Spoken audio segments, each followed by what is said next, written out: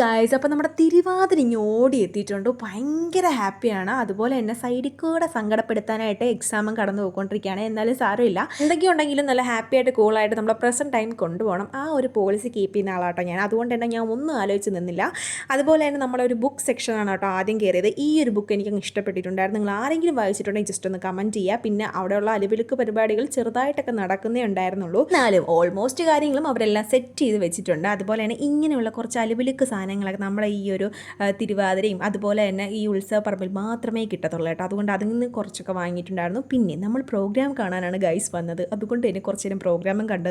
ആൾക്കാരൊക്കെ അത്യാവശ്യം കുറവായിരുന്നു. കാരണമുണ്ട്, ശരിക്കും പറഞ്ഞാൽ തിരുവാതിര ഇനി ആവാനായിട്ട് ഇനി 3-4 ദിവസം കൂടെ ഉണ്ട് കേട്ടോ. ഞാൻ വിചാരിച്ചത് ആളും പേരും ഒന്നും കാണത്തില്ലെന്നാണ്. പക്ഷേ ഇവിടെ എത്തിയപ്പോഴാണ് ഗൈസ് എല്ലാം ഇനി 27-ാം തീയതിയാണ് നമ്മുടെ കളക്കൽ തിരുവാതിര. അതായത് ഈ ഒരു മാസം തന്നെയാണ് കേട്ടോ, ഫെബ്രുവരി.